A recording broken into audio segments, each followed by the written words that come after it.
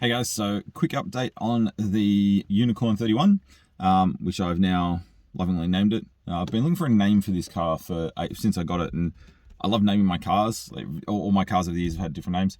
I haven't actually found a name as such that suited it. I kept referring to the Unicorn because it was such a barn find. It was such a rare find. It was, I love unicorns. Obviously, if you haven't seen any of my other posts, I collect the damn things. I've got a air freshener hanging up that's a unicorn at the moment. Everything about me is just like purple and unicorns and shit. Unicorn 31 just seemed to suit. It just fit really well. It is a unicorn. It's a rare find. It's a very unique car. 31s themselves are a very unique car, but this one especially, the fact that it was in such good condition and so low mileage, it really is a unicorn. It's one of those rare barn finds. So Unicorn 31 seems to be the way to go. So that's what we're calling it from now on. And it just fits it. Just sounds good. Rolls off the tongue well. So a quick update. Head's been back on after the rebuild. Head's been back on for about 2 weeks now. Been running really well. Happy with how it's gone. A few little teething issues. More user error when I first put it back together. May have overlooked one tiny little thing that, made me worried everything was going wrong.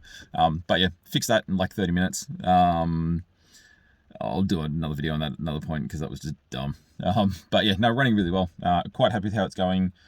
Still a few little teething issues. I wanted to redo the timing on it. It's low end revs, so sort of up to about 2,000 revs. It's a little bit boggy. There's a few things that could be causing that. It could be part tune, but it can also be a lot of the wear parts, the CAS sensor, the cam angle sensor. There's a few of the vacuum hoses, the whole vacuum system for advanced timing, cold timing, and stuff like that can be. None of that stuff's been replaced. It's been sitting in a barn, so there's diaphragms in them and all sorts of little plastic parts and rubber parts that could have perished over the years. So I'm going to systematically go through and kind of replace those, make sure everything's all working properly. There's a few little bits and pieces that I want to work on. Long term, though, I've been having a bit of a think about where we want to go long term. It's going to be a drift car. It's not going to be a dedicated race quality, the U1 spec drift car. Fuck, I haven't got the money for that. But it's going to be a drift car. There's no two ways about it. After being at World Time Attack the other week, seeing the guys ripping around, seeing some of the cars that are out there, it's going to be a combined car. So it is going to be my daily driver. It is going to stay as my daily driver. I have too much fun driving this car not to take it off the road and not drive it as my daily. It is just such a fun little beast to drive. But at the same time, the response that I got from it when I had it, I didn't have the show and shine. I literally just had it in the car park and sort of parked in a few different spots when we were watching stuff, parked it up and got to enjoy the sunset, watching the drifting and stuff in the night. And the response, people walking past and looking at it, and the comments you're hearing, and the discussions I had with a few people that came and had a look at the car when I was nearby and had a bit of a quick chat to them about the 31. It's the sort of car that people love seeing. It's not, the big, the super popular 32s and 33s, 34s. It is, the pre-GTR gen. But everyone just loves seeing the 31. Everyone says the same thing. Oh, man, you don't see many of these around anymore. Oh, it's such a good little car. And those that do get them get thrashed the shit out of them. They're barely road legal, if road legal at all. Most people will swap the engines out as well. They'll get rid of the RB30, put in like a RB25, RB26, like the twin cam kind of setups. Like they don't respect the cars for what they are. They were when they came out at the time, they were such a groundbreaking car. They were just fucking amazing. And people have lost that kind of thing. But then when people see it, they realize how much they love these cars and how much they appreciate them. So it's definitely going to stay as an RB30. It's going to stay as it is. I'm literally just going to tweak it as it is. There is going to be go fast bits go on it. There is going to be, fun, shiny purple bits go on it. I'm going to be getting a bunch of PRP dress up bits and pieces. And as I kind of get into it, obviously bolt on go fast bits as well. PRP, just giving a shout out lately. I've had a bit of a chat to them on the side. Such a cool company, man. I love the guys. Their shit they put out is just insanely cool. I wish I had the money to just deck out in a full RB30 in it. Like, it'd be fucking insane. But yeah, they brought Summit out for World Time Attack. My boys are obsessed with Summit, all three of them. I love him as well. The dude is such a cool role model. He's such an awesome dude and such a lovely guy. Amazing role model for the boys, just chasing his dreams, not caring what anyone says. He has a dream, he's going after it, and he's doing everything he can. He's sharing that with everyone. He's showing the love with everyone. It's fucking amazing. Side story. They brought him out. As a result, I ended up getting a shirt for Tig. because he couldn't get out there, and he was bummed when he found out. It was a last minute thing that Summit was coming out. He was so devo when he found out Summit was coming out, and he couldn't come and see him. So we got a shirt for him, got it signed, and POP were nice enough to reshare it and do a little blurb about him and stuff. So Tiger was, man, he was over the moon. It was so cute. I gave him the shirt. The poor little bugger actually started crying when I told him I got a shirt signed by Summit for him. It was so cute. Right on the heartstrings for a dad. But yeah, I'm going to be putting Go Fast bits on it. I'm going to be doing all sorts of stuff to it. But yeah, definitely going to be a drift car at some point. Definitely going to be a daily driver.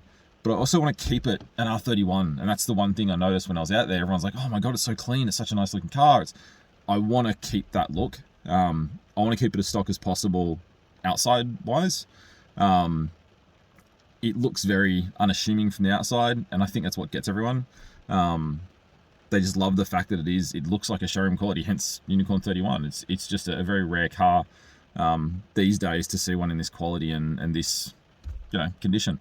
So I'm going to keep it outside as stock as possible. S13 conversion coilovers will go on at some point as well on all four corners, so it will get lowered slightly. That's more for handling and roading. Obviously, drifting with the stock suspension, fuck the things like driving a boat.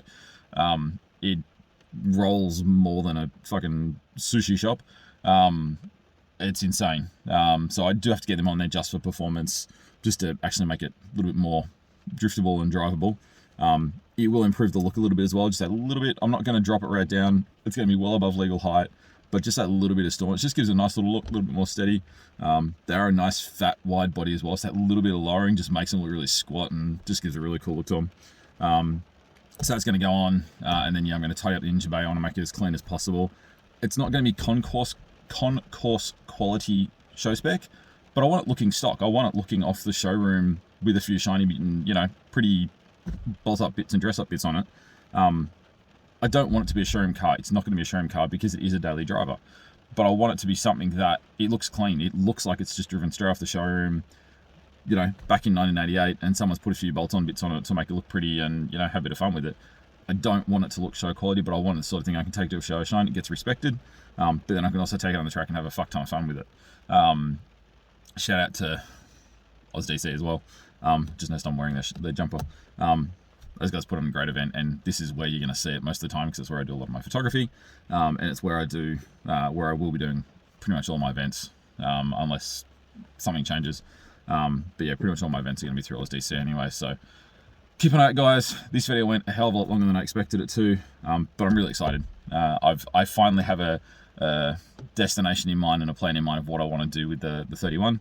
I'm really excited for you guys to come along for the journey. I have videotaped a whole bunch of the stuff when I was doing the head. I've got to put those videos together. A little bit hard because I was working off the phone and a mix of different things, and my mic wasn't working and shit. So I'm going to do some audio over the top of it after. And kind of talk you through what I've done and the steps I was doing and sort of point out the bits and pieces so you kind of have a rough idea of how to do it. It's not going to be a DIY, it's not going to be a tutorial by any stretch of the means, but give you an idea of what we're doing, why we're doing it, how we're doing it, because obviously I'm doing all the work myself as well. So if you want to have a crack at this sort of stuff, honestly, really not that hard. Bit of common sense, take your time and do it yourself. It's easy to do. But anyway, this has gone way longer than I wanted, so I will sign this off now. And I will talk to you all guys in the next one. Keep a look out for the rebuild videos because they'll be getting posted over the next couple of days as well. Talk to you soon, guys.